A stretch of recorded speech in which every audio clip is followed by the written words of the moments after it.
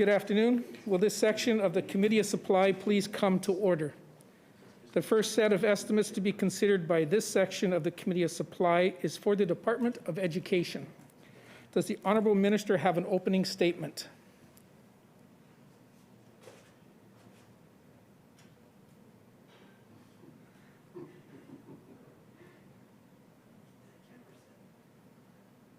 Minister, do you have an opening statement? Sorry, we're just trying to get technology established here, so yes, I do. Okay, Minister Cullen, go ahead. Thank you, Mr. Chair. Hello, everyone, and good afternoon. First of all, I'm here with my Deputy Minister, Nat Rudy, for the 2021 Committee of Supply discussion. I am proud that our government has continued to invest in education. We are increasing our education spending by $1.6 billion over 4 years and are continuing to make significant progress on our 20 new schools guarantee. We are working to ensure our children and schools will be supported now and into the future.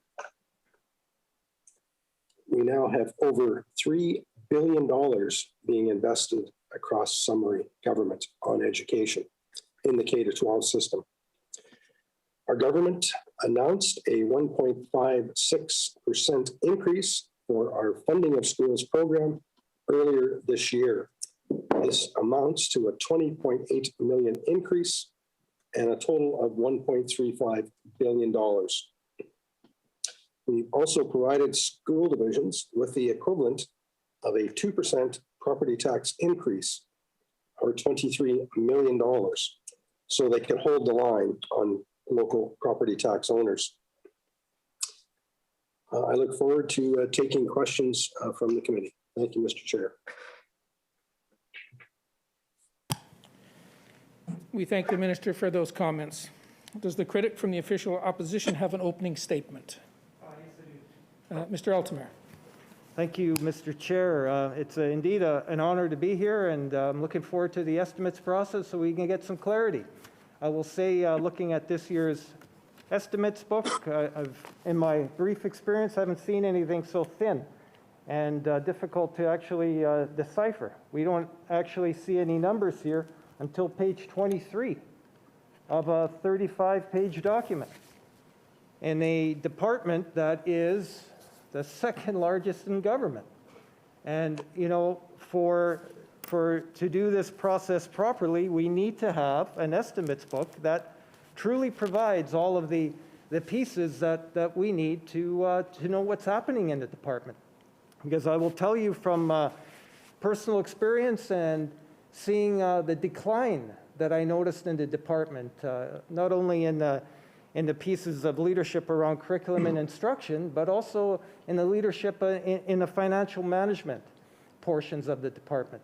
I will say I come from a time when, and not that long ago, actually, where the department took a significant leadership role in curriculum and instruction, where many of the department consultants were available and seconded many teachers, many school leaders into developing new curriculum, into developing teaching strategies that meet with the needs of our students that we were encountering. And a lot of that piece now is beginning to disappear. Doesn't exist. We're not having secondments like we used to. We're not developing curriculum, Manitoba curriculum, like we used to. There are a number of pieces that, as a department, the department has been challenged in. For example, the TRC recommendation, 62 to 65. And we're yet to see any real movement on that. I will say that there is a portion there, I believe it was recommendation number 62 in the Truth and Reconciliation Commission, where we would have an ADM of Indigenous education. Somebody responsible to ensure that all the calls to action are acted upon. And those are some of the pieces that we certainly need to see. But we don't see any evidence of that in this year's estimates piece. The minister talked about a 20 new school guarantee. And what we have is we have the minister going out announcing the same old schools to the same old places. making the announcement now 3 or 4 times on buildings that were announced weeks and years ago. And so we need to see action on that file as well. I will say that in the constituency of Transcona, we were disappointed to learn that the new DSFM school is not going to be built in the constituency of Transcona. And that comes with profound disappointment for not only the eastern part of Winnipeg, but also to young families in the area of Transcona that is growing. Much like many of our constituencies, I can only imagine, I'm assuming Brandon East the same, many new developments, many new demands on childcare. And I will say, whenever we get a new school built in Manitoba, there are the requisite childcare spaces that become available. And to have those not available to our part of the world where, and I'm sure the Minister of Families knows this, where we have wait lists in our licensed childcare centers that number in the hundreds. And I will also say that the member from Radisson also knows of vacancies in that constituency as well, that we get calls on. And you know, these are the challenges that we're facing.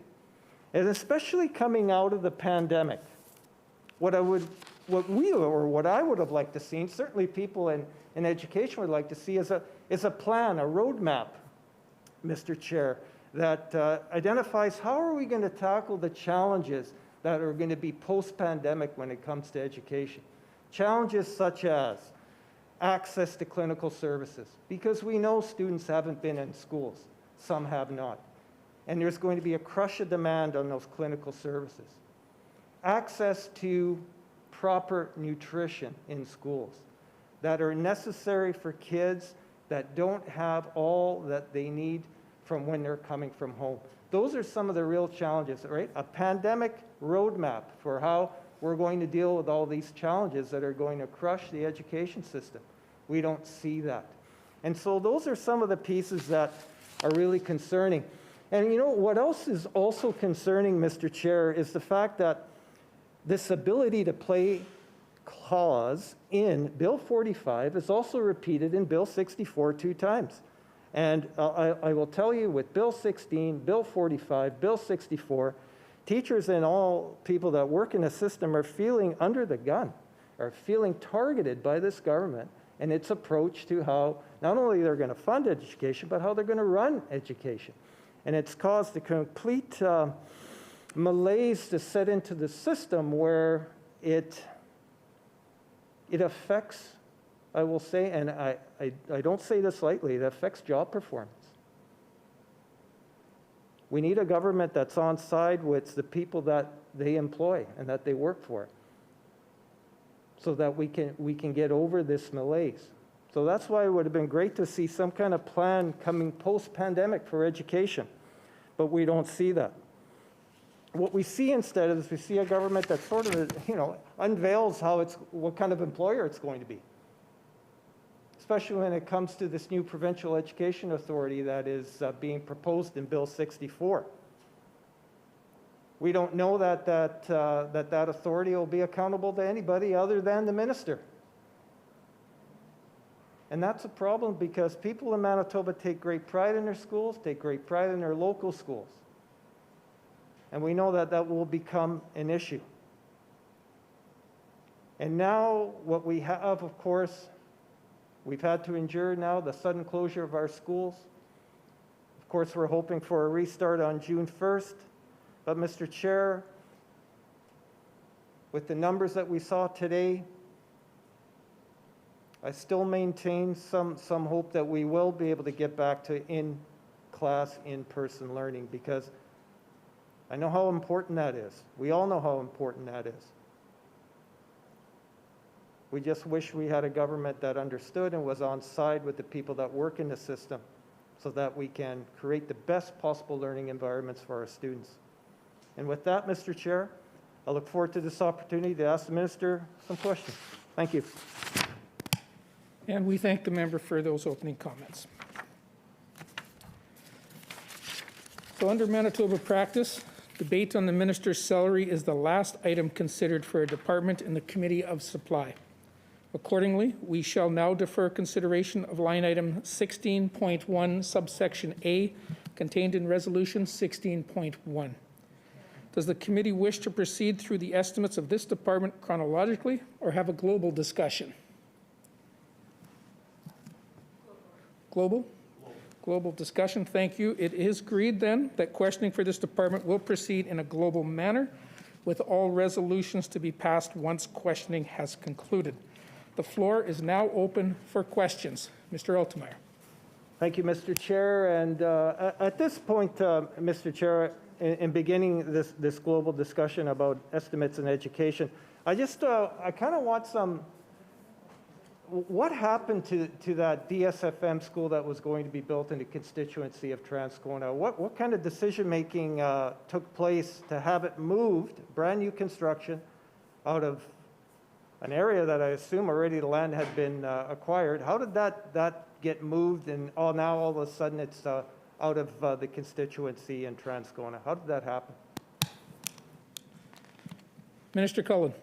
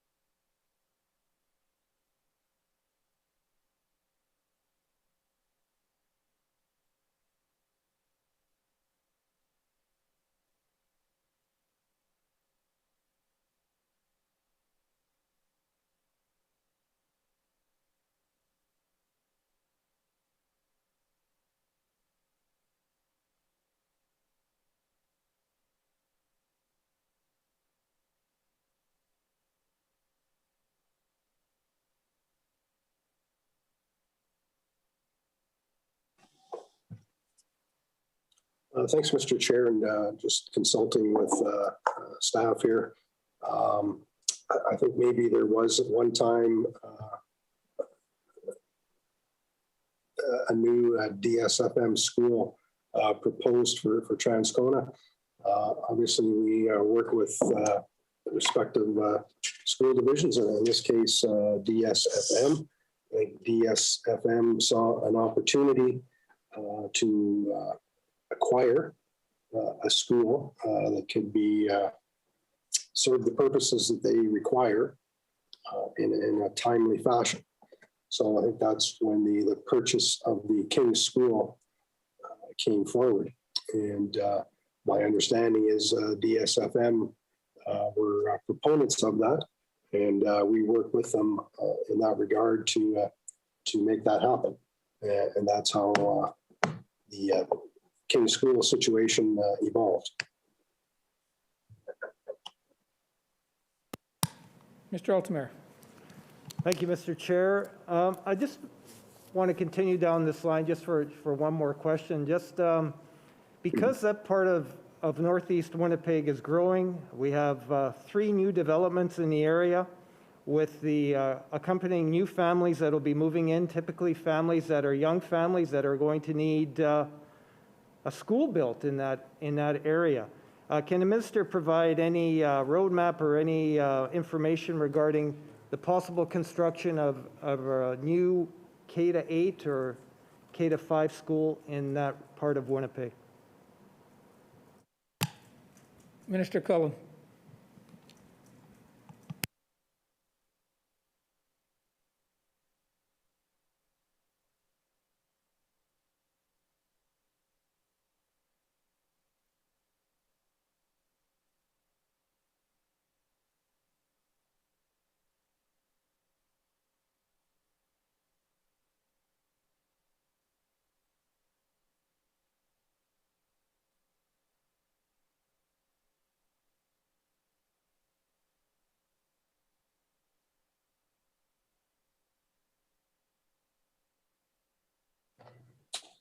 Yeah, I think the member for that question. Mr. Cullen, go ahead. Sorry, go ahead, Mr. Cullen.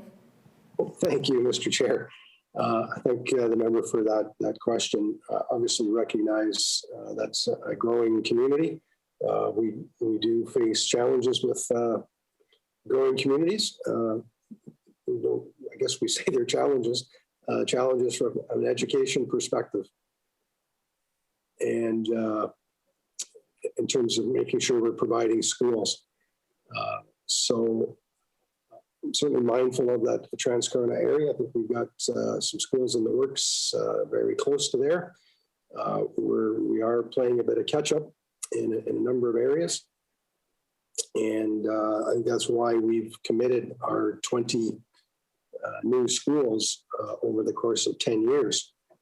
And quite frankly, we're ahead of schedule in those 20 new schools. So obviously we've been working with school divisions across the province and looking at needs as they develop. And we do have a number of schools, obviously, in various states. We're just announced a couple for Waverly West that's been sort of long overdue there. And we're in the process of buying some more property in various areas of the province as well for new schools. We certainly committed to the capital side. This year's budget reflects $260 million for capital. That's a $100 million increase over previous budgets. And we expect to spend that $260 million again next year in terms of new schools and upgrading existing schools. Hopefully we'll get into a deeper discussion about the money we are investing in schools. We set aside a certain amount each and every year for upgrades to schools in various respects. We were quite excited at the end of last budget year, when a number of projects came in under budget in the tendering process.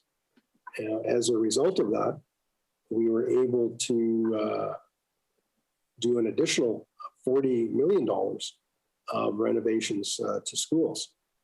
And certainly when we're in this COVID era, to be able to put additional funds into things like air ventilation and circulation is certainly a benefit. But we recognize with 800 schools across the province and obviously an aging infrastructure for the most part, we do need to make investments in upgrades. So we're certainly promising that we were able to get some of these projects done under budget so that we could get a lot more projects complete under last year's budget to the tune of $40 million. So we're excited about that. And as I say, we're going to continue making in capital investments in schools to the tune of $260 million this year. Mr. Altmaier. Thank you, Mr. Chair. Would the minister be able to provide the most recent organizational chart, including staff names and positions at the Department of Ed?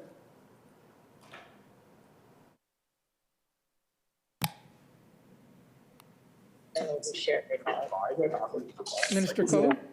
Yeah, we can provide, I think if the member's asking, we could just provide a hard copy to him. Would that be satisfactory? Mr. Altmaier? That would be satisfactory to get the hard copy of that. Do we have a time frame on that, Minister? Minister Cullen? Yeah, this is the member would refer to our education budget document. If he refers to page 11, if he has that document in front of him, that is the organizational structure, and the names, current names are all there. If there's anything in addition to that, he may want to just send us a note and ask what additional material that he would like. But that certainly talks about the senior management in education. So if there's anything more than that he would like, maybe he could follow up with a note and provide us details of what he's looking for. Mr. Altemeyer. Yes, that would be good, like in curriculum and instruction, in assessment, all of those pieces would be greatly appreciated. Is there a vacancy rate that can be provided for Manitoba education, Mr. Minister? Minister Cullen.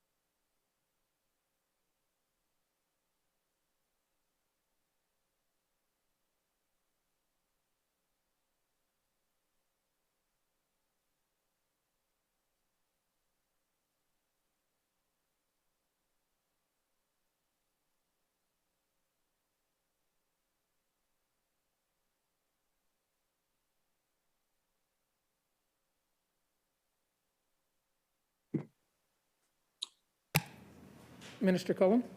Yeah, thank you, Mr. Chair.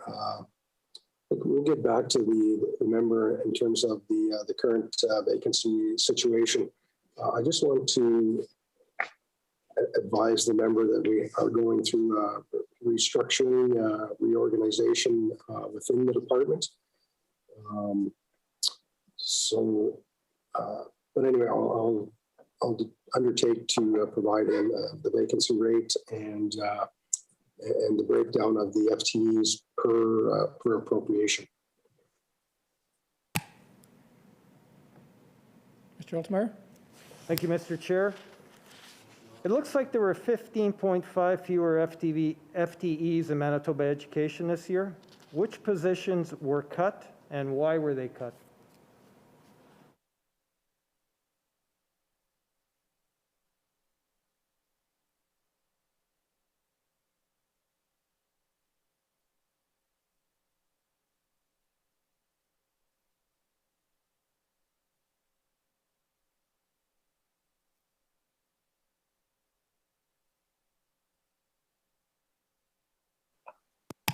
Minister Cullen.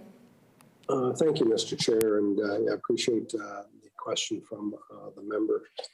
I think the member is accurate in terms of the number of positions that have been changed. I would say a lot of the positions were administrative in nature. And I think I'll go back to my previous answer in terms of our reorganization, restructuring. So that is taking place as we speak. And I think the other thing that the member would be aware of is transitioning through Bill 64 is primarily the governance component. And there will be some tweaking, I guess, of undertakings in terms of the Provincial Education Authority, roles and responsibilities there. And then in terms of what the government and the department itself will be undertaking. So that's a fluid situation. It's evolving as we go. We're in the process of getting the organizational structure together for the Provincial Education Authority, and at the same time working on what the department itself will be delivering, and what the requirements will be for individuals and work streams within the department itself. So as I say, that's fluid, it's evolving, and in transition. Mr. Altemeyer. Thank you, Mr. Chair. The minister talks about this restructuring piece and how much time it's going to take, and the number of human resources that it's going to absorb. How will this impact the Department of Education at large as we begin to transition, or that transition process begins?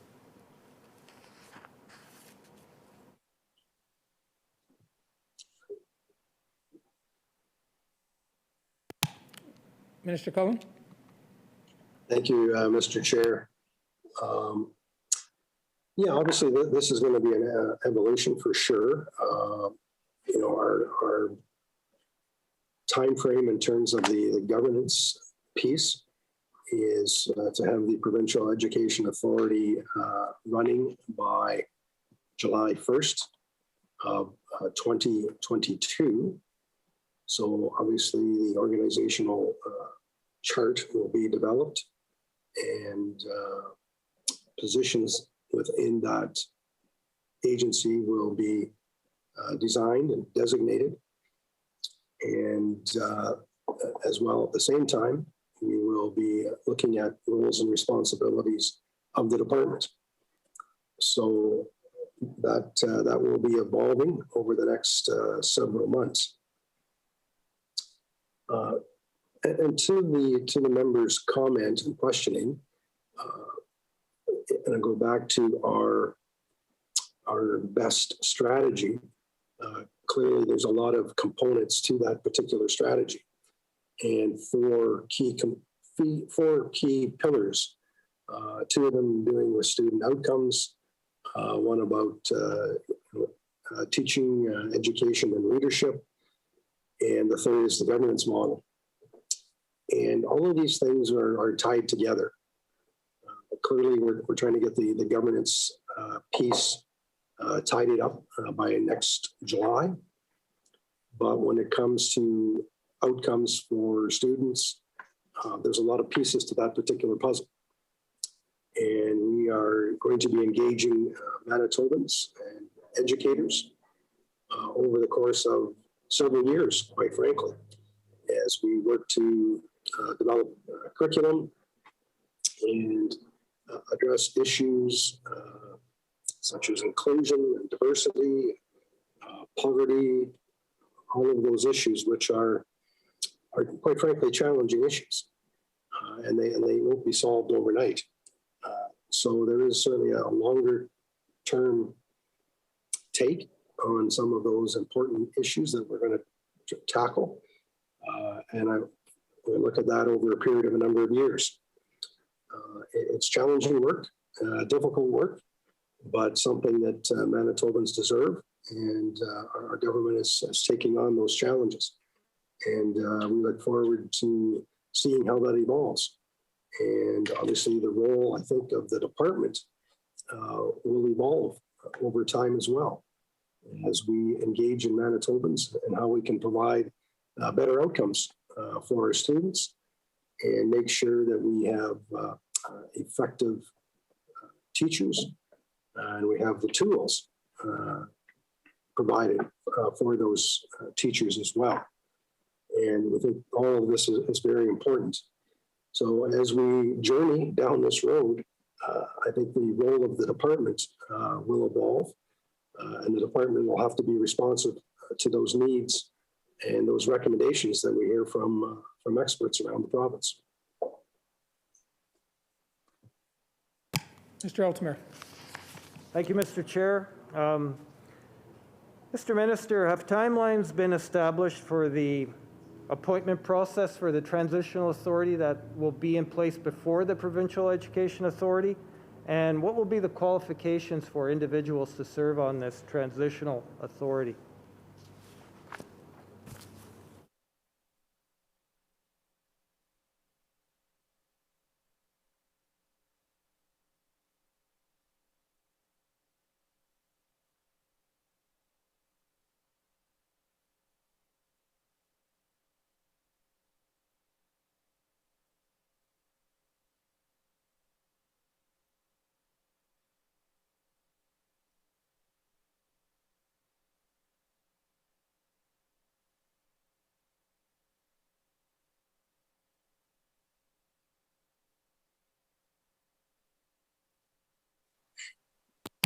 Minister Cullen.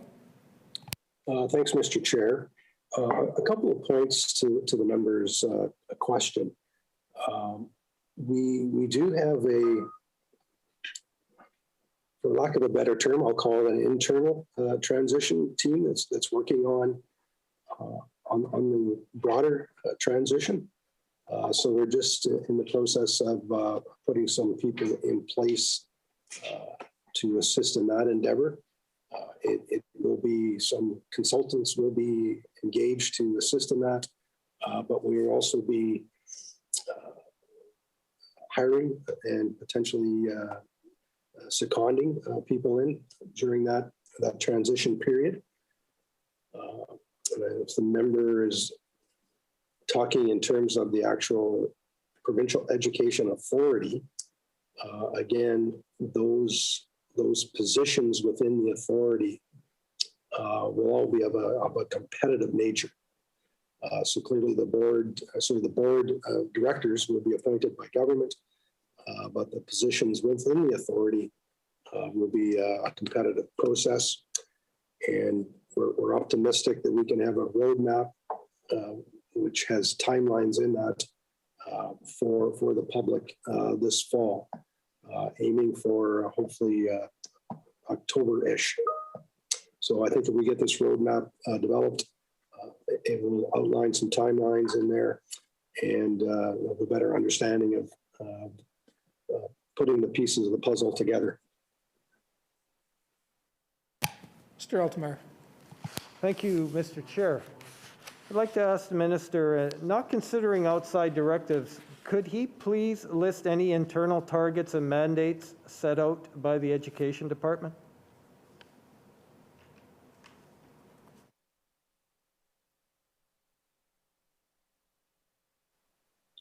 Minister Cullen. Yeah, thank you, Mr. Chair. Let me just get the member to clarify his question, please. Mr. Altomare. Just, sorry. Thank you, Mr. Chair. Just in the areas around even something like curriculum and instruction, were there any targets that were set, and if they were actually met, or what kind of process they're in, how are they progressing?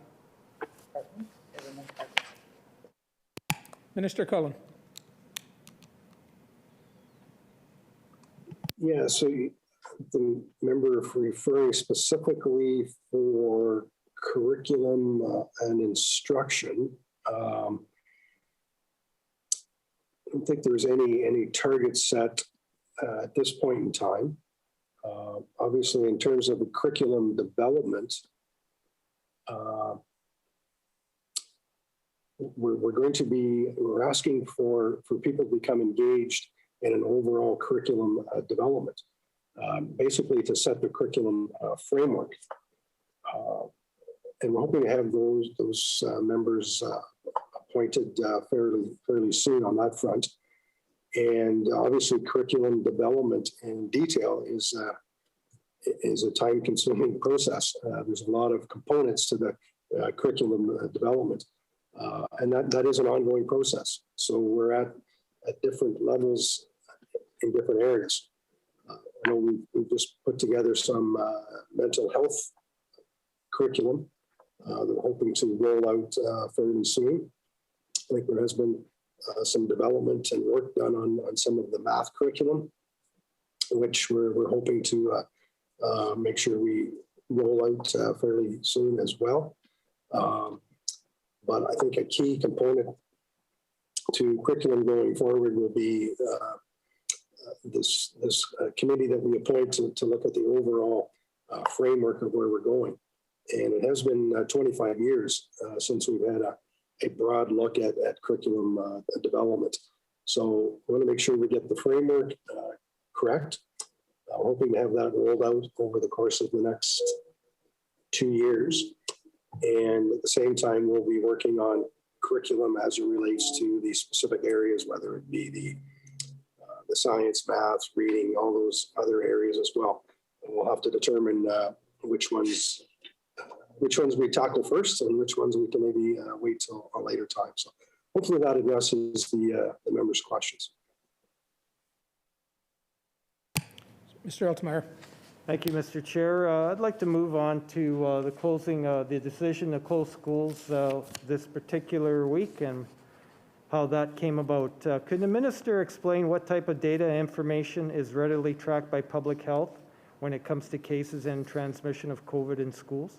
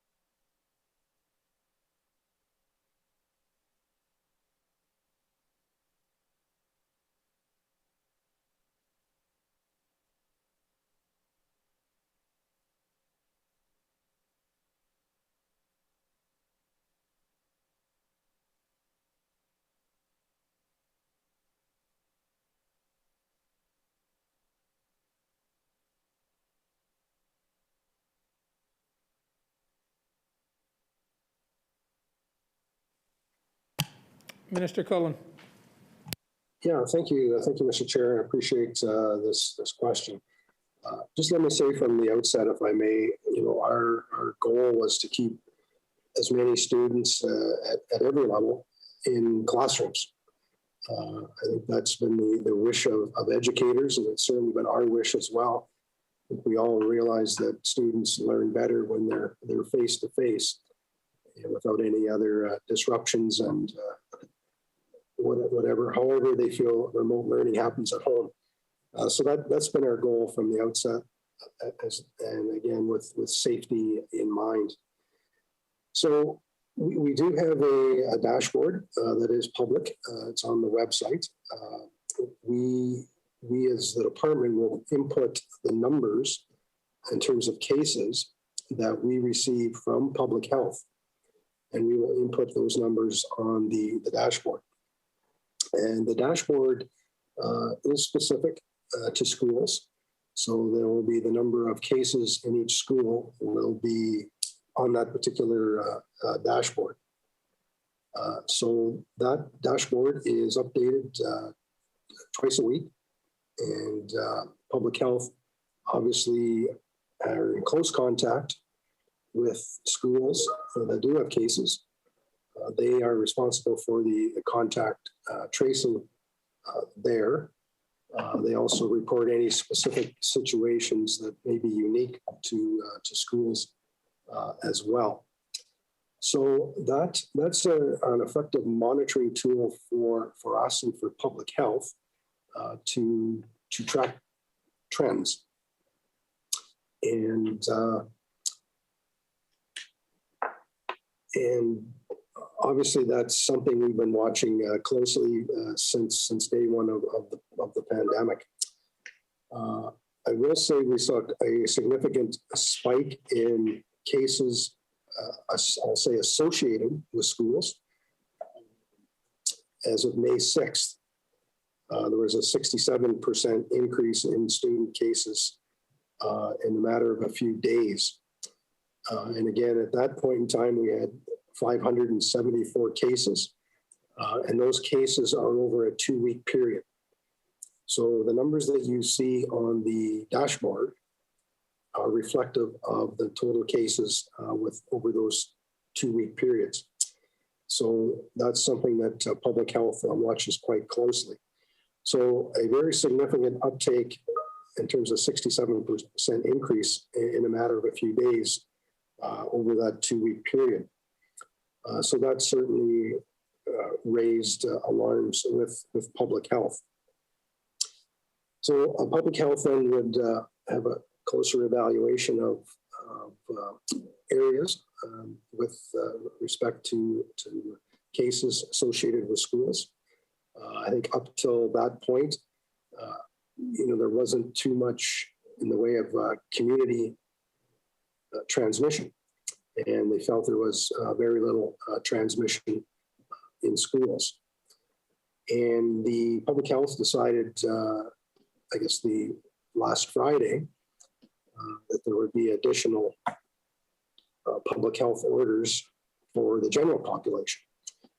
And then reflecting on the increase in cases that appeared to be associated with schools, the decision was made that we should go to remote learning in Winnipeg and Brandon based on those numbers. So that was a decision that was reached over the weekend. We do have, I guess that's approximately 300 schools in Winnipeg impacted, a little more than 20 in Brandon impacted. And we have, I think, 4 or 5 schools outside of those 2 regions impacted going to remote learning. And we did change the, I shouldn't say change, but the criteria for going to remote learning in those areas outside of Winnipeg and Brandon is in essence 2 cases across 2 different cohorts. So that's the threshold where public health would engage in those schools and look at remote learning. So it really was a reflection of a real quick and rapid spike in the number of cases associated with schools. The time for that particular question is over. Mr. Altmaier. Thank you, Mr. Chair. Can the minister let us know when were these concerns first raised by public health or by Dr. Roussin, and how quickly did you mobilize or get this information out to school divisions?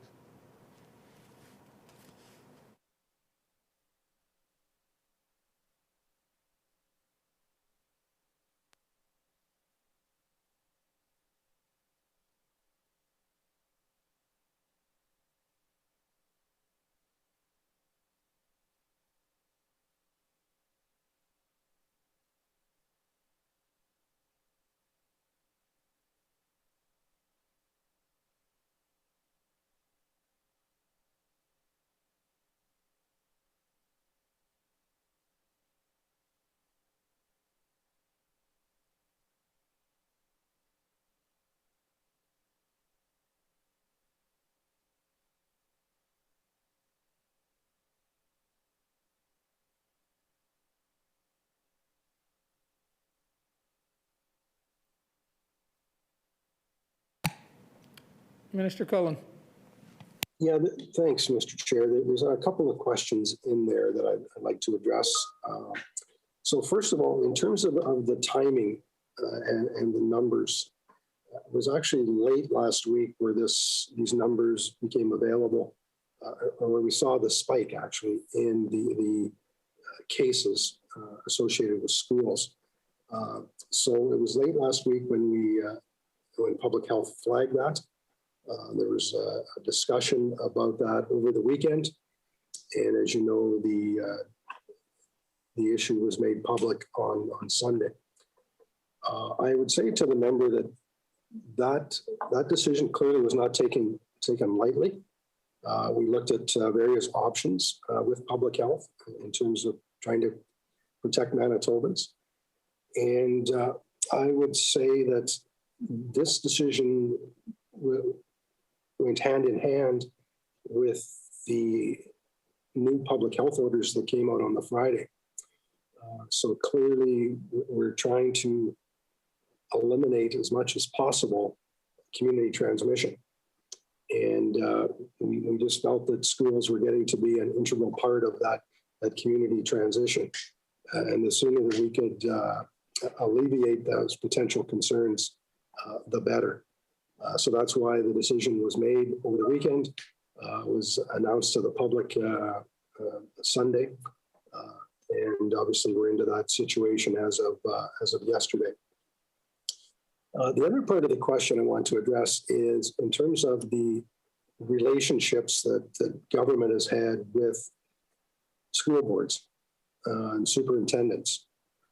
And that's been an ongoing relationship throughout COVID.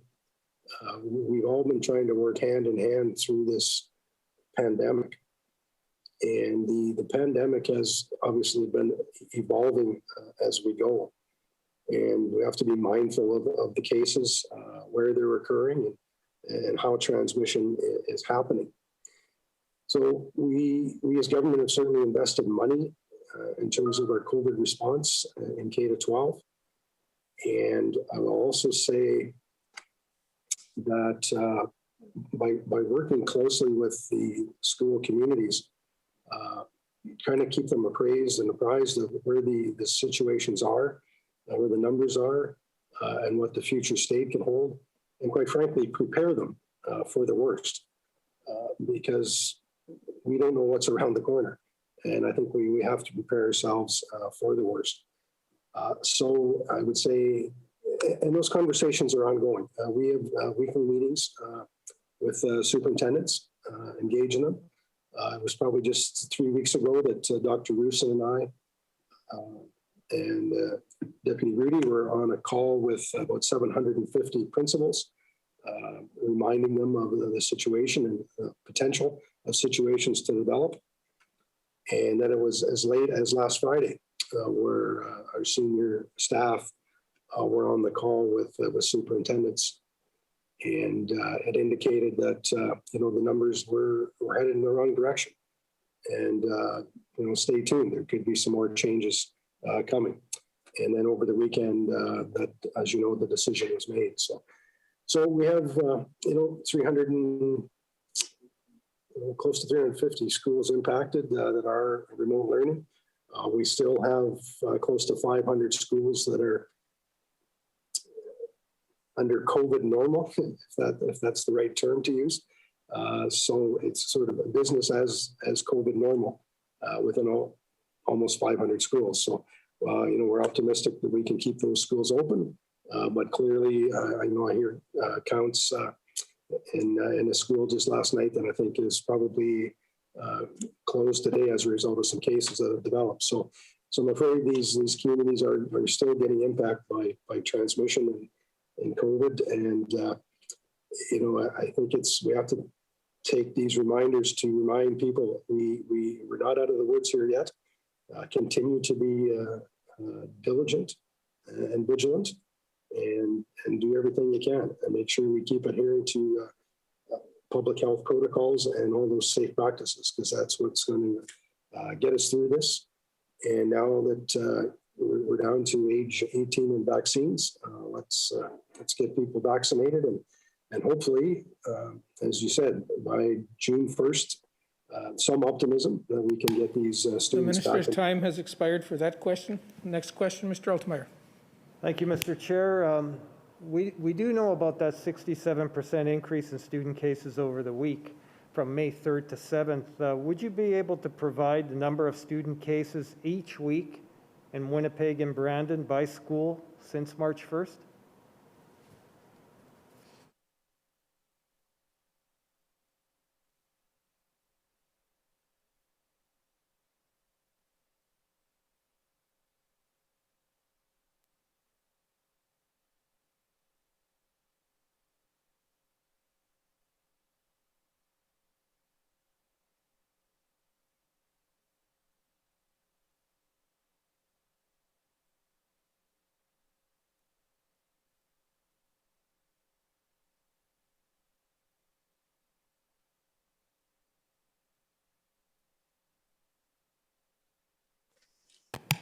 Minister Cullen. Thank you, Mr. Chair. I don't have those specific numbers available to me today. We would have to go to public health to pull those numbers. So that's something that I can't get for you right away, because we will have to track that down through public health. Mr. Altemeyer. Thank you, Mr. Chair. So you're committing to that undertaking, Mr. Minister? Minister Cullen. Yeah, we will undertake that. Obviously, you're looking at the trends since you said March 1st. So we will do that. Certainly, we noticed quite a dramatic spike in Winnipeg. And I know the trend is, I think, was just a little later in Brandon, but there's certainly that pretty significant uptake in cases in Brandon there at that same time period.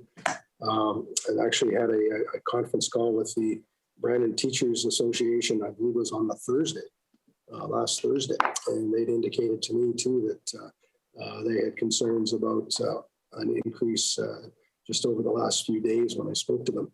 And that was reflected in the case count in Brandon as well. Mr. Altmaier. Thank you, Mr. Chair. With schools moving to remote learning, and we know that in question period, we asked about job security of educational assistants. Has there been a direction that's come from the government or from the department to reduce this particular workforce in numbers in order to save money?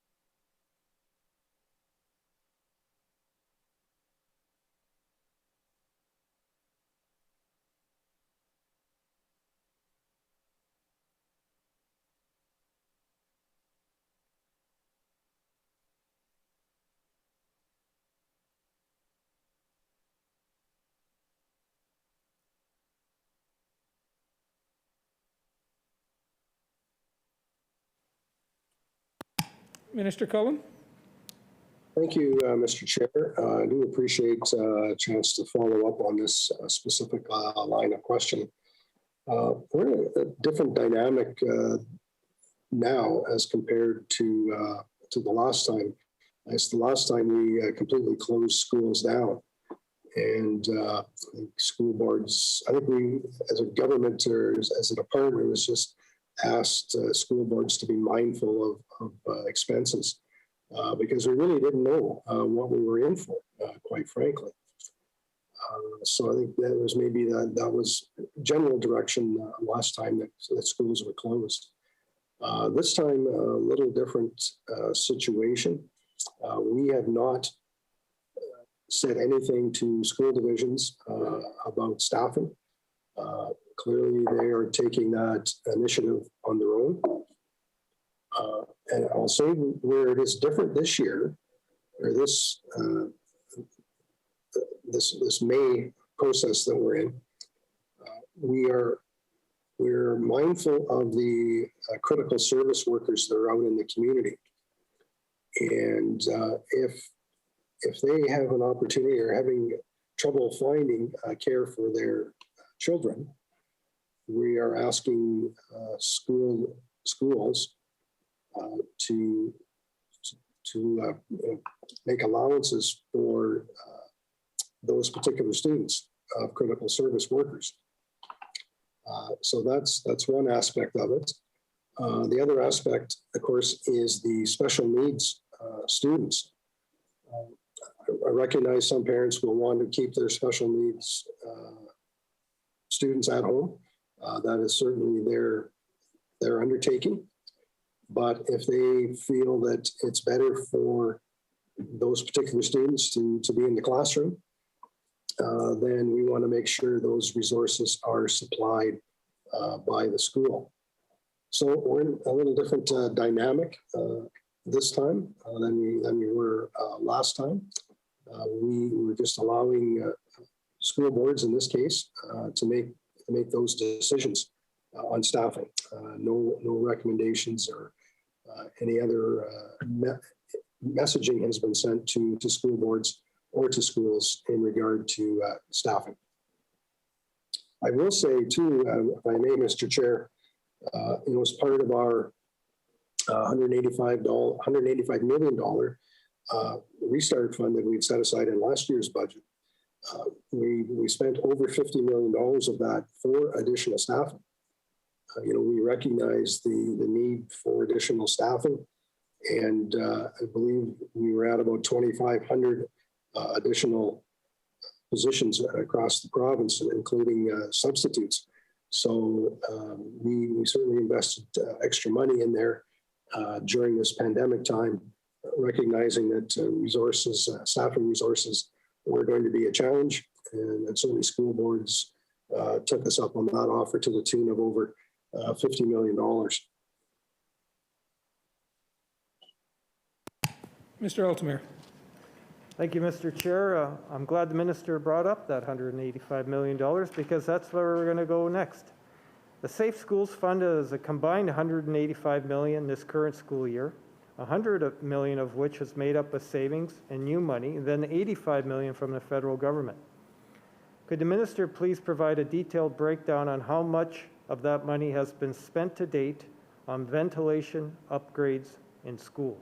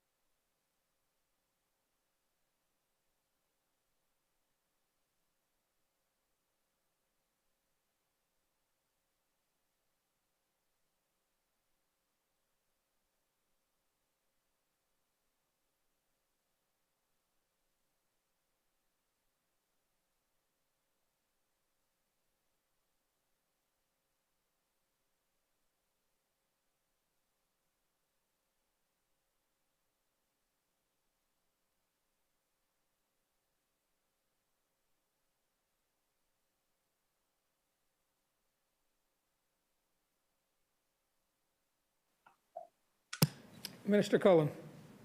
Yeah, thanks, Mr. Chair. I appreciate that line of questioning. So there's a number of categories where we're investing this $185 million from last year's budget allocation. We anticipate by the end of this school year, end of June, that we will have spent somewhere in the neighborhood between 160 to $170 million. So again, a number of categories, including the category I talked about in terms of staffing. I can give you, these are a little bit out of date, but this is the end of March numbers that I have. So I referenced the $50 million for staffing. There's $22 million for learning and technology. So these would be upgrades to laptops and other in classroom technology. We have a category for $16 million for health and safety. Another category of $6 million for personal protective equipment. And then another $10 million for other expenditures. So those were the amounts that have been turned over to school boards as of March 31st. So the second part of your question, if I key in on the $16 million for health and safety, that certainly is a pretty broad category. I will say that school boards did respond to recommendations from public health in terms of ventilation. So I know there was some direction given about circulating air, having windows open, making sure you're cleaning your filters and those sort of things. So those sort of items would fall under that $16 million health and safety. I will say that's all of that money would be used for sort of the intent of the question you raised, but that certainly would be the broad category. And I'll go back to my other response previously on the capital side, where that capital budget would have saw allocations for the heating and ventilation component.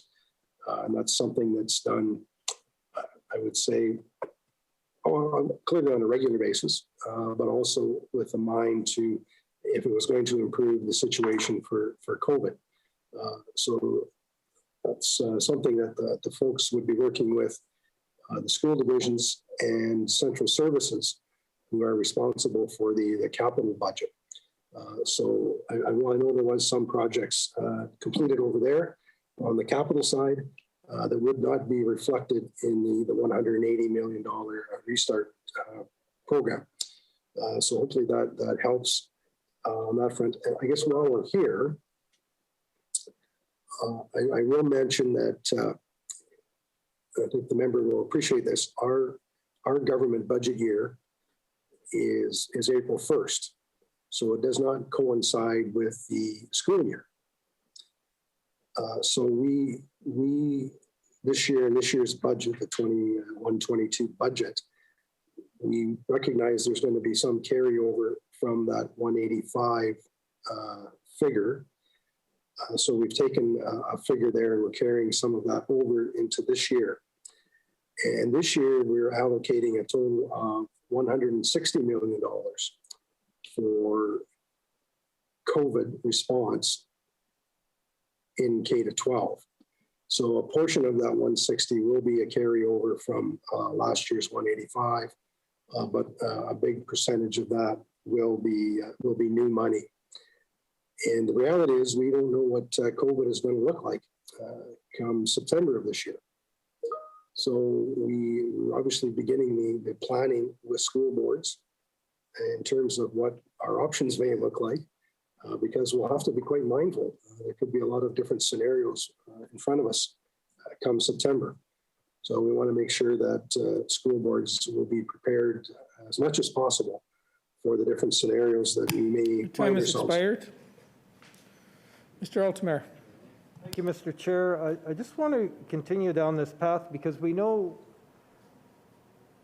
that we want our kids back in school in June, and we know that we'll be starting up again in the fall. And we know that some of our buildings, especially the newer ones in Winnipeg and Brandon, are air conditioned and require these HVAC systems to be performing at their highest level. Is there a plan going forward to ensure that these environments that I've just described will remain safe for kids so that we can keep kids in school?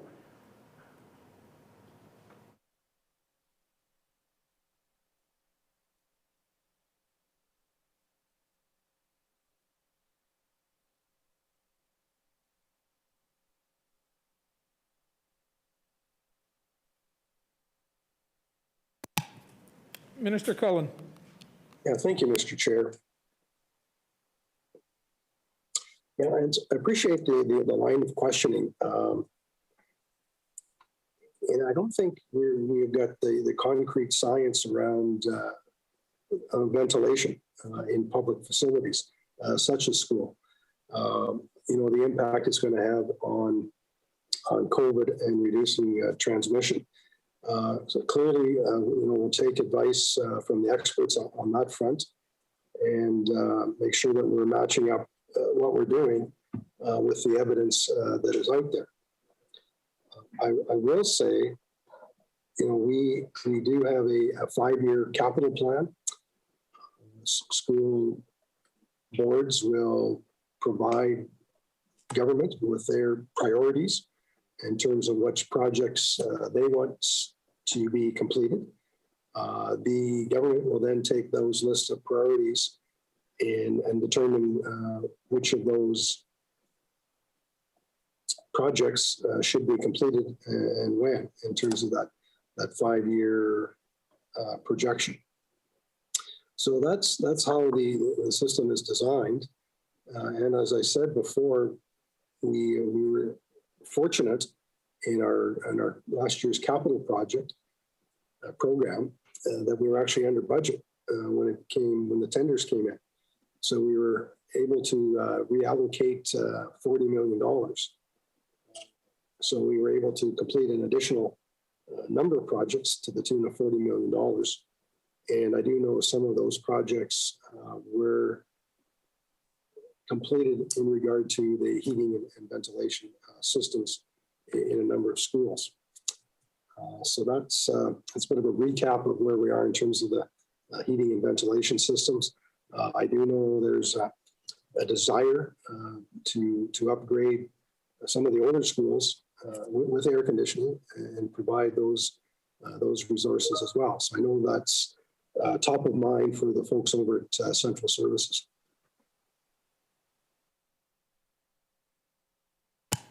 Mr. Altemeyer. Thank you, Mr. Chair. Knowing that now we have this time of remote learning for our kids, and we know that the reason we went to remote learning was because of transmission occurring not only in the community, but also happening in some of our schools. How often are you meeting or planning to meet with public health to receive data and modeling going forward? Are there plans in place where you're meeting, or is this just public health coming to you when they see a spike?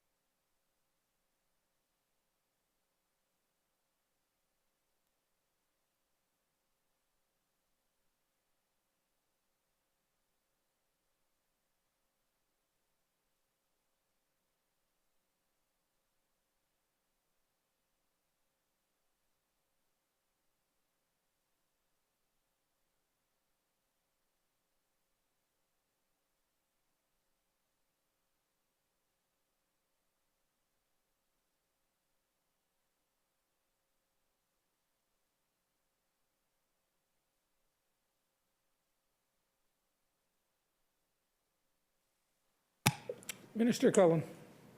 Yeah, thank you, Mr. Chair. Just a few points to make on this particular question.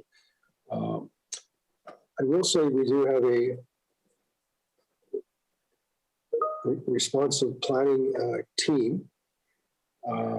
So that's senior leadership here, deputy ADM level, senior public health officials on that team. And they meet, in fact, just yesterday with MTS, the Superintendents Association, and the School Boards Association, and the Independent Schools Association as well. So I know there had been somewhat regular meetings in the past, but clearly we will be meeting with them very regularly going forward, especially over the next 3-week period. The Department of Education meets daily with senior public health officials. So we're monitoring the situation closely. If there's any data that we do require, we can request it of public health, and public health are usually pretty responsive to get that information to us.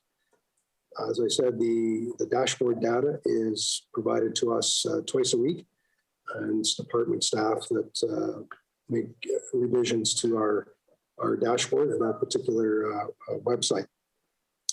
We also do have regular meetings with some of our stakeholders like MTS as well. So, and I will say additionally, we do meet with our superintendents, secretary, treasurers at least once a week. We will certainly continue that over the course of the next few weeks and probably to the end of the school year. I will say as well, the superintendents, in some cases principals, are engaged with their local public health officials as well. So there is that direct contact at the school level as well. So they do have hands-on, specific situations that may be unique to each individual school. So obviously, a lot of people, lots of communication, and clearly communication will be important as we go forward. And I would say public health view education is obviously a key component of the overall strategy going forward as it pertains to public health orders.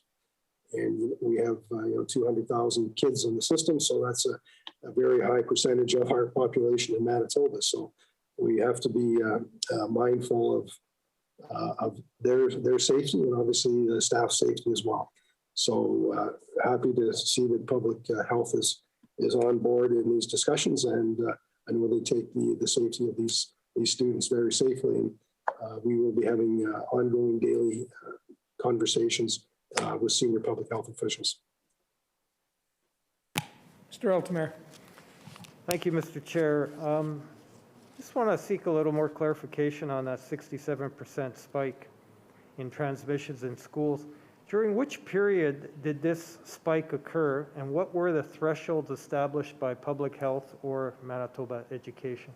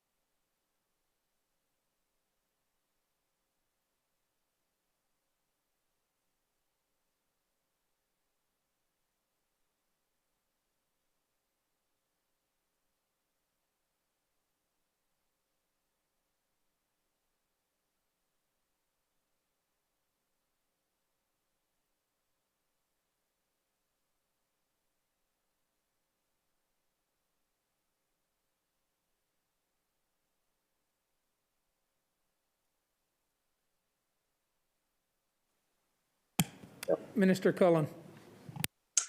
Thanks, Mr. Chair.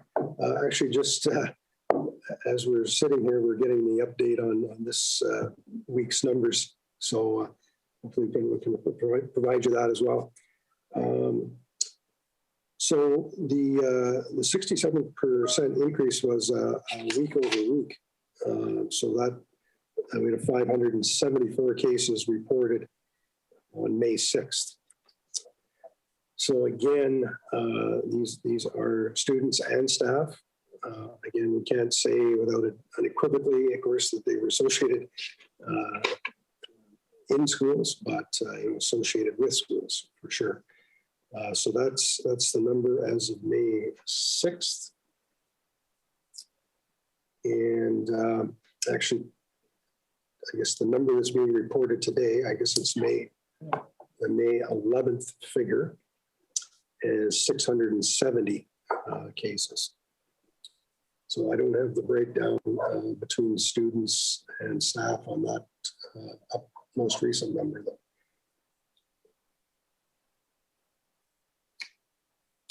So hopefully that helps you with that, and then we're going to provide the previous data once we get it from public health. Mr. Altomare.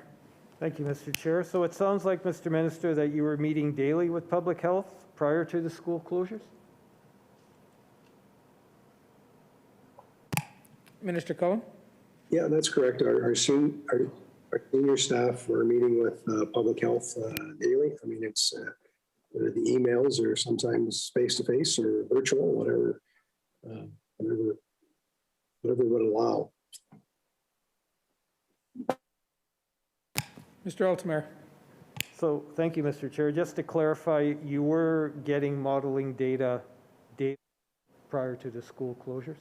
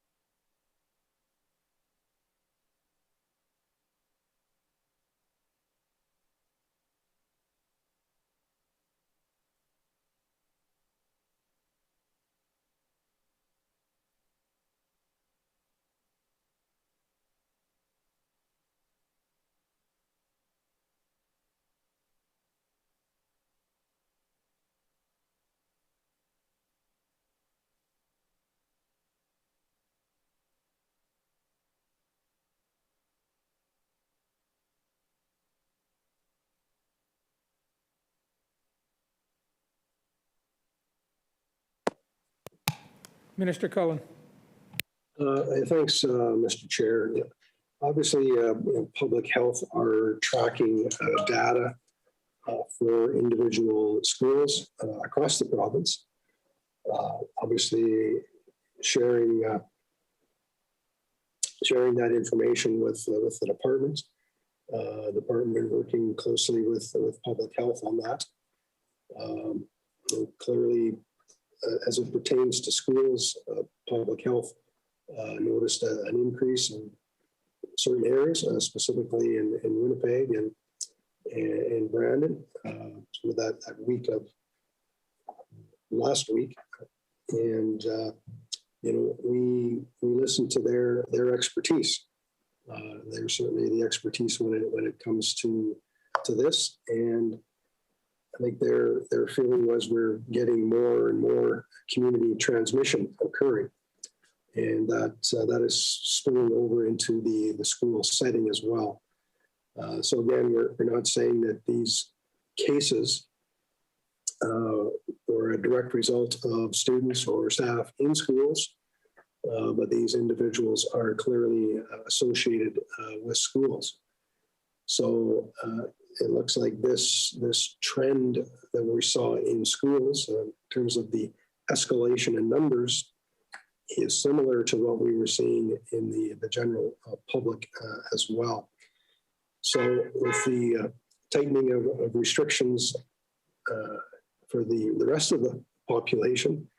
I believe the recommendation from public health was congruent with that, and felt that we had to take steps and measures to reduce that transmission in and around schools as well. So that's why they made a recommendation to us to close the Winnipeg and Brandon schools. So clearly mindful of whatever information they had at large, and the information they had as it pertained to the individual school situations. Mr. Altomare. Thank you, Mr. Chair. So then the decision to close schools was made on Saturday, May 8th. Is that correct, Mr. Minister?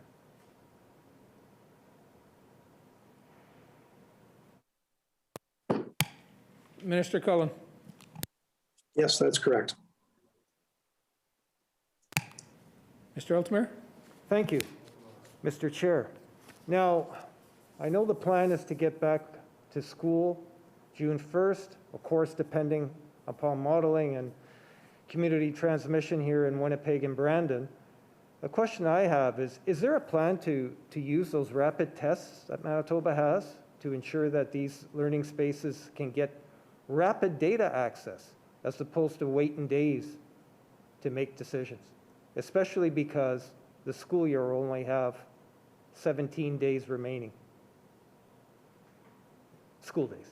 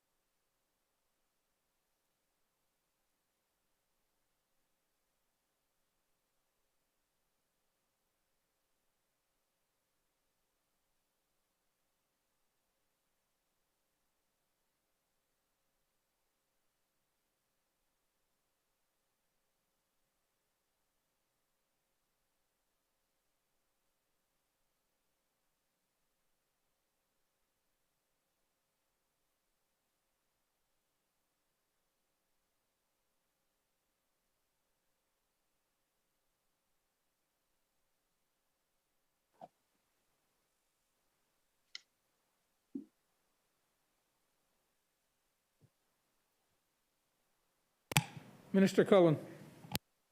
Thank you, Mr. Chair. Yeah, ultimately, we'd like to see students return to in-classroom learning. We know they are, hopefully, they're at home learning. I know it's not an ideal situation of remote learning, but hopefully students are engaged at home in the remote learning process. We've tried to work diligently to make sure that we have a reasonable system in place. I mean, we've established our remote learning center. We've invested over $10 million in that, and close to 100 staff, I think, on side there. So hopefully those resources are being utilized. I know there has been a number of educators use that resource, and it really was designed for a situation that we find ourselves in over the next few weeks. So in terms of going forward, clearly, nothing's off the table. We're trying to look at what scenarios might be in front of us. over the next few weeks and what June may look like. I wish we had a crystal ball to give us some insight, but we don't. So in view of that, we're looking at various scenarios. We will work closely, and we are working closely with public health and to see what schooling will look like post June 1st. Again, I'm trying to be optimistic that we don't get any more than just a handful of schools outside of the 2 zones in remote learning as well. So again, we're trying to provide messaging to staff and students to adhere to the guidelines and be mindful of proper personal safety and hygiene. And we'll continue to deliver that message. So clearly nothing is off the table. We have provided rapid testing to teachers in a few locations previously. I don't think we've had a lot of uptake in that rapid testing. But again, we'll certainly be consulting with our public health officials when it comes to the potential of using rapid testing as we return to school. So certainly that initiative is not off the table.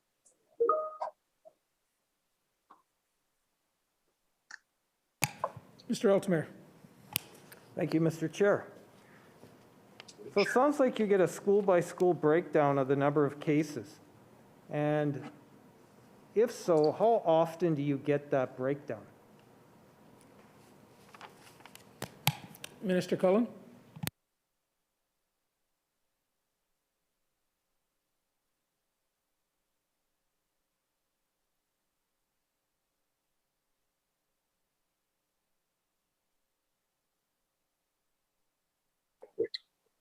Minister Cullen.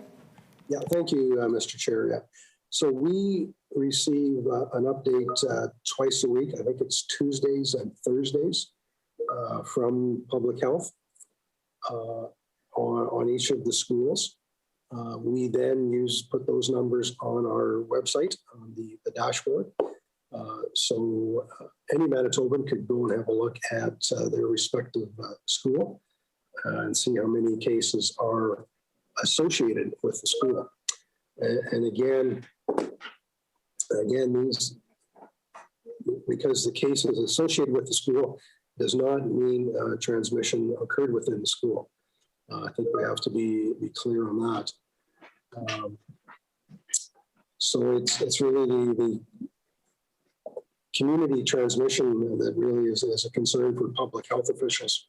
For the most part, as you know, over the last several months, schools have been a pretty safe place to do business. And we haven't had too many cases associated with transmission in school. Obviously, people are mindful, they're playing by the rules. We've established cohorts.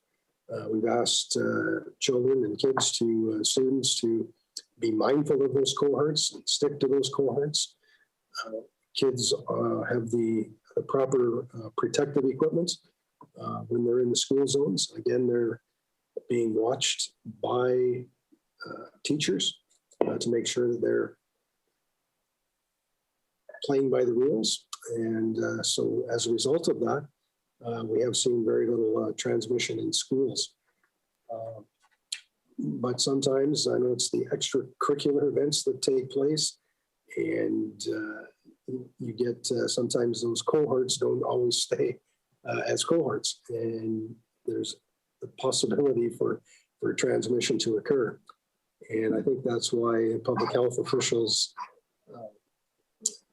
taking pretty serious steps in terms of trying to protect the general population, but with public health orders, and now seeing the rise in cases associated with schools, that something else had to be done here for the short term. So that's why those recommendations came through from public health. Mr. Altemeyer. Thank you, Mr. Chair. Going to the COVID money piece again, We know that there was 100 million set aside by the provincial government of this provincial money. 52 million of that was broken down in the following ways, and this is according to an internal briefing note that came from you. 12 million for procurement of masks and PPE, 32 million for a per pupil max, 8 million was held back to address serious and urgent health and safety measures over and above school division allocation. Could the minister explain what would be considered a serious and urgent health and safety measure? For example, school closing to disinfect because of an outbreak, something like that.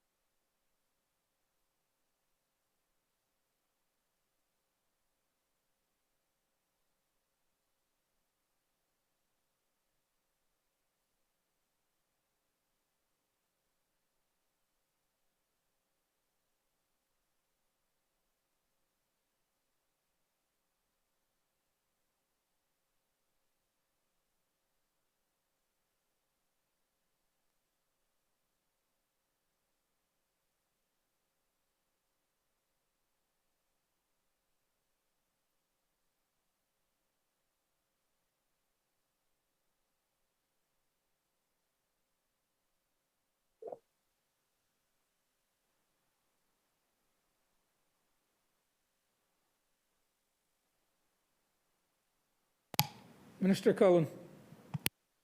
Thank you very much, Mr. Chair. Yeah, I'm not sure the date of that particular briefing note, but that sounds like that was an original forecast. So that probably dates back to beginning of the school year, potentially August or September of last year. So I believe that was at the time we really weren't sure what we were going to deal with when it came to COVID and COVID expenses. So obviously, I think we're trying to be as flexible as possible in terms of the different categories because we really didn't know what we were going to encounter for costs. So subsequent to that, I think we've developed a system where we do put specific expenses into specific categories. And we went through those before. I mean, we had the staffing category, which is the $50 million. We had the learning and technology component. And then we have a health and safety component, which might be a bit of a catch-all for some of those maybe unique situations. So we haven't really, I guess we do have a miscellaneous category. We've got $10 million in other expenditures that we've put into that category. And then again, we've got a personal protective equipment category separate. So certainly for the major items, we tried to put those into specific categories.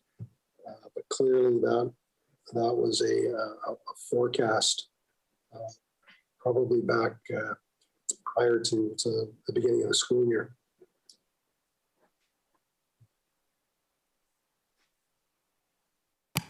Mr. Altmaier. Chair, would the minister undertake to provide a breakdown of how much money was broken up by school division when it came to this $100 million from the province?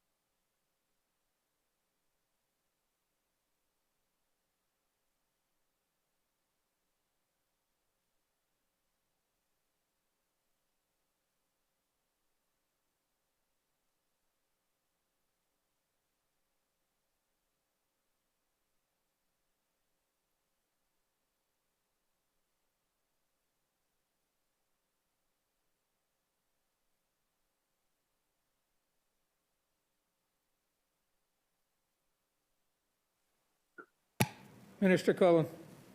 Yeah, thank you, Mr. Chair. So, yeah,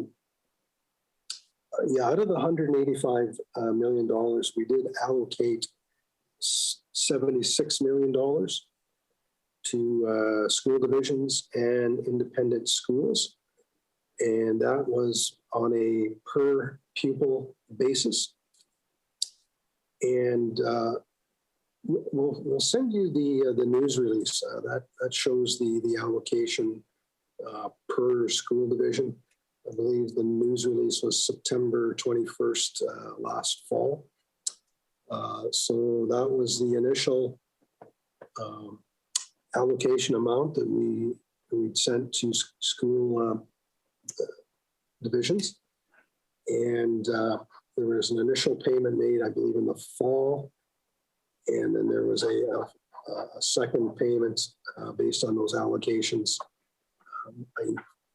Memory serves early winter. So that's the $76 million out of the 185. Now we set aside about almost $40 million into what we're calling a safe restart contingency fund. Again, that 40 million is part of the 185. And the design there was to support any additional and emergency or emerging needs from schools and both school boards and independent schools. So we set aside that $40 million. We're still taking applications for that from the various school boards for their additional costs that they're incurring due to COVID. So that's an ongoing process. I should say maybe while I'm here, we have allocated $10 million as well out of that 185 to go to the remote learning support center.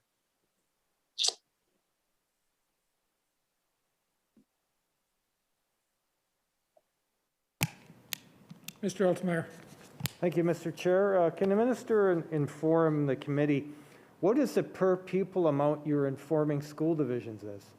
So when they apply for this money or they receive this money, what is the per pupil amount that the Department of Education is telling them?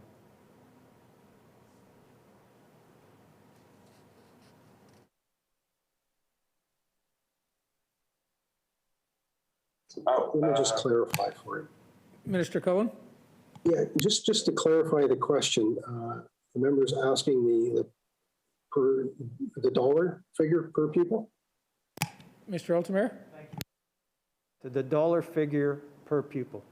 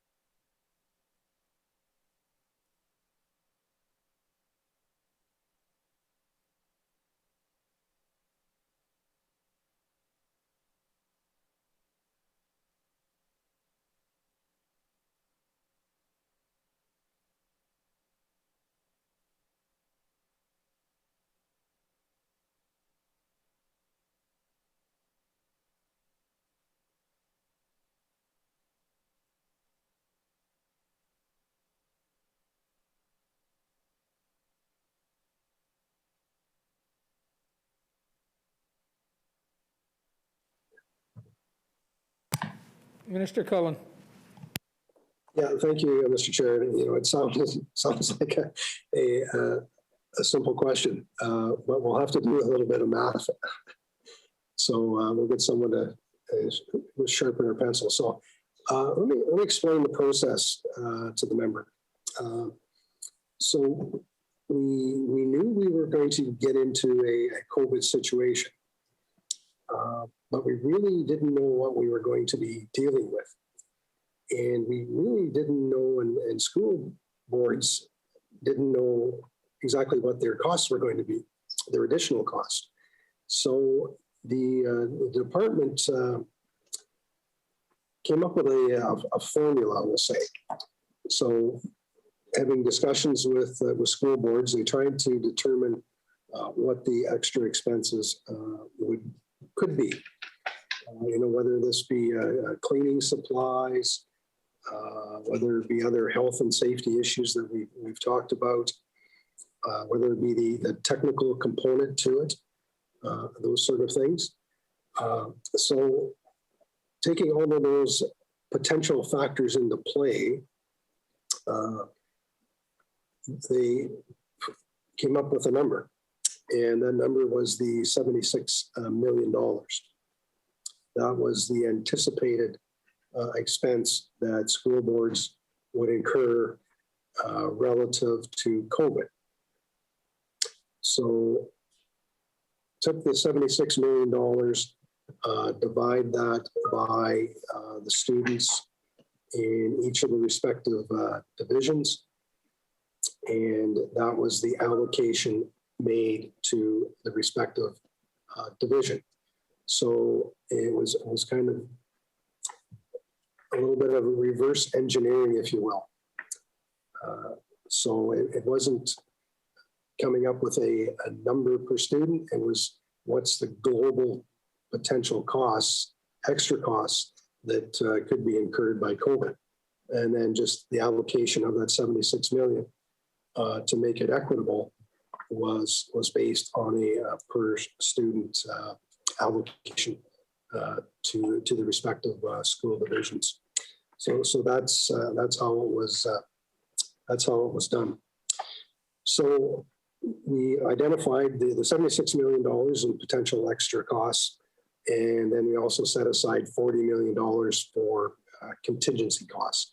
So those are the unknown costs, and that's what school boards are now applying for is any potential extra costs over and above their allocation.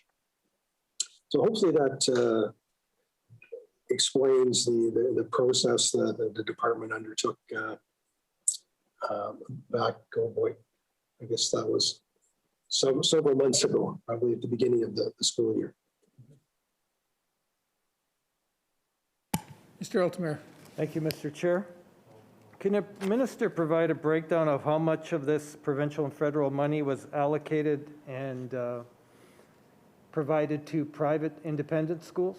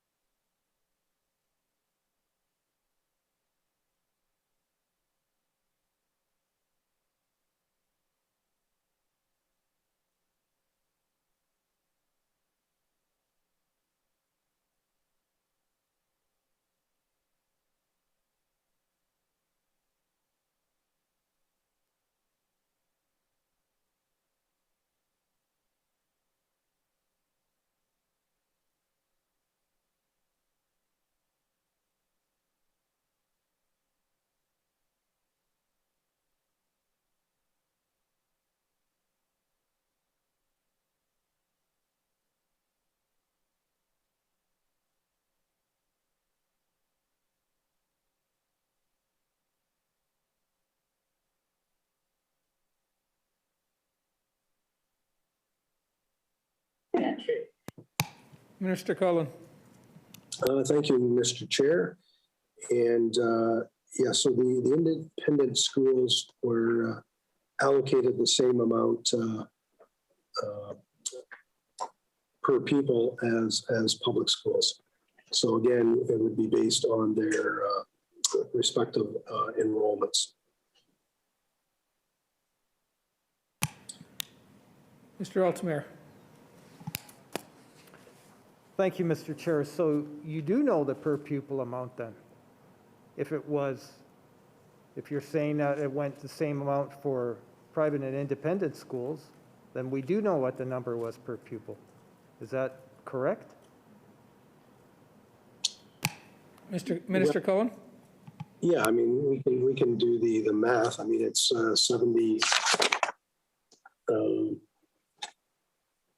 76 million divided by 200 and some thousand kids. It works out to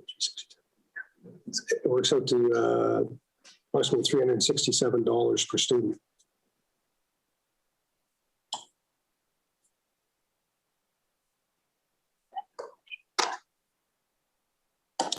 Mr. Altamare. Thank you, Mr. Chair. I just want to move on to the frame report. The last actual frame report we had was from 2017-18. Right now we're in, getting already into month 5 of 2021. So we have actuals from 3 years ago. When are we going to have an updated frame report that's reporting the actual numbers spent in the department?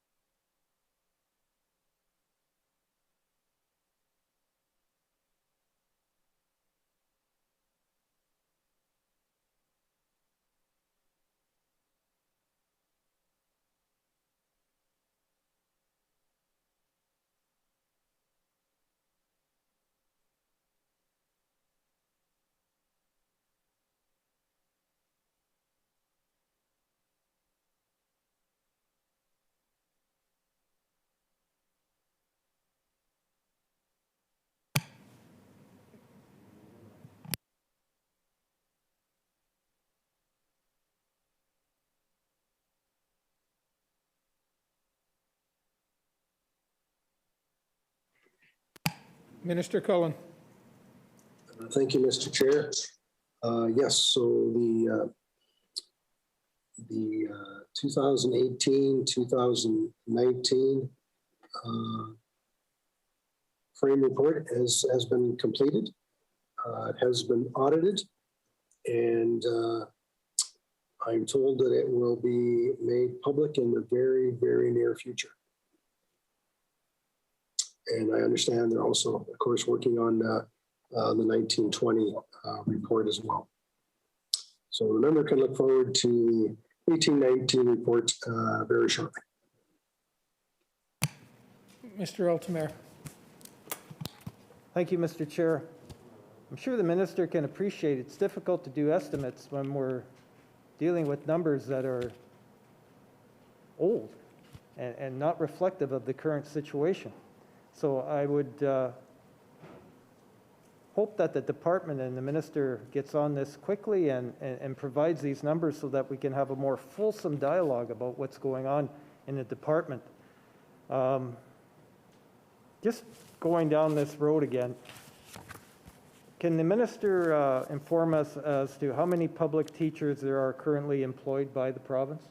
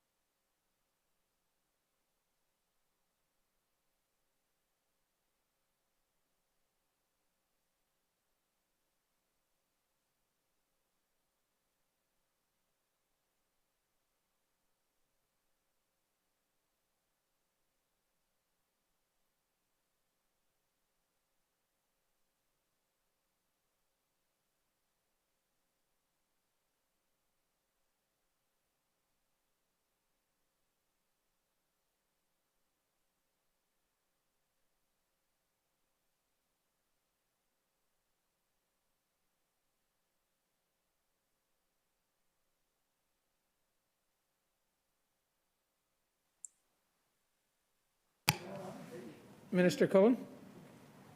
Thank you, Mr. Chair. I guess the fact is we as government don't employ any teachers in Manitoba. I think we've got some teachers that are probably on staff, but maybe ex-teachers, I guess, on staff. But other than that, no, we don't employ any teachers directly. So there's approximately 16,000. I don't have the exact number, but MTS might be able to provide us that number, but approximately 16,000 teachers from what I understand. Obviously, in terms of the frame report, I do appreciate that. I like to have up-to-date information as much as anybody. And we do rely on our school division partners to provide us information, rely on the auditing process to take place on each of those school divisions. And then once we compile all that information, then we have to go through the audit process as well. Fortunately, all that seems to take longer than you and I would like, but I will endeavor to get that document public and copy over to you as soon as possible. Mr. Altemeyer? Thank you, Mr. Chair. Does the minister know how many clinicians work or are part work here in Manitoba?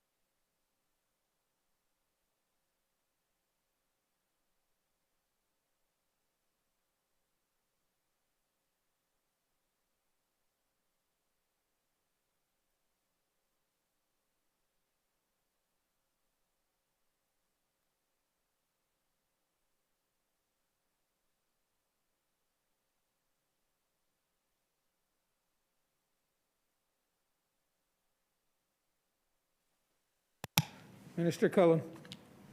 Thank you, Mr. Chair.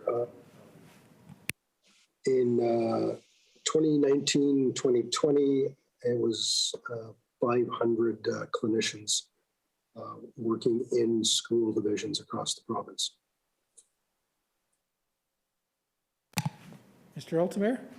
Thank you, Mr. Chair. What is the final estimated enrollment number for students? I know that there was a number taken on September 30th, and because of COVID, have we been tracking this number monthly, or were we just using that number that was back at September 30?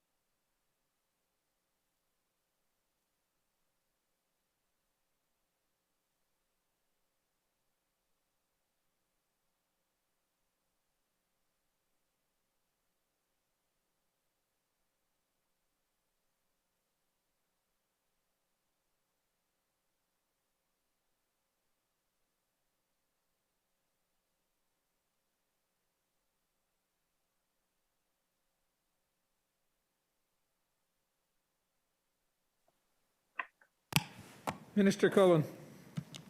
Thank you, Mr. Chair. So as of September 30th, 2020, we have a total of 205,662 students. So that's total students. That's public school, homeschool, and all independent schools as well. The public school figure is 181,078.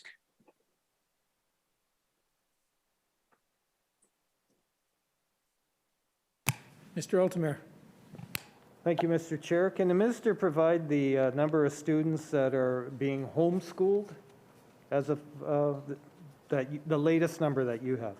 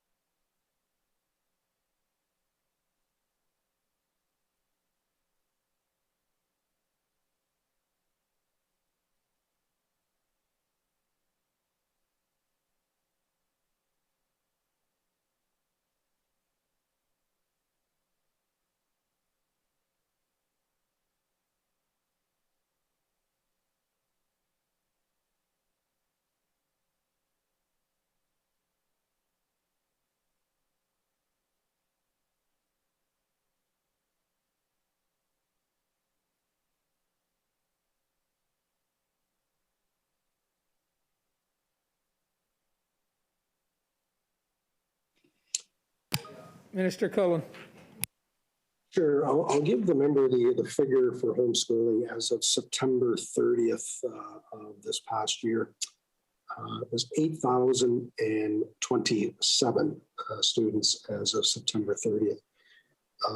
That, just for the members' information, that's an increase of 4,038 from the previous year. So that's 2019, I guess. Yeah. So obviously those numbers are fluctuating somewhat.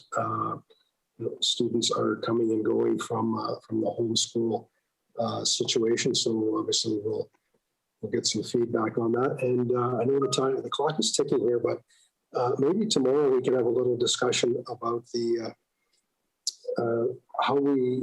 what we did for school boards in view of the homeschooling. We did some adjustments to the formula, so we didn't want to penalize any school divisions because of this homeschooling situation. So there was quite a bit of work done on that front to make sure that we didn't, penalize any school boards funding wise because parents would take this homeschooling option. So we were cognizant of that going in, and we made the adjustments so that we didn't penalize any school division on the funding side of things. So obviously we recognize that situation, and it is a fluid situation, and it's going to probably continue to evolve, but hopefully we can get back to something closer to normal in the near future, and we'll see what September looks like this year. Mr. Altamare. Thank you, Mr. Chair. Did the Department of Ed have to hire more human resources to deal with the increase in homeschool demands on the department? Order. The time being 5 p.m., I'm interrupting the proceedings. The Committee of Supply will resume sitting tomorrow morning at 10 a.m. This committee is in recess.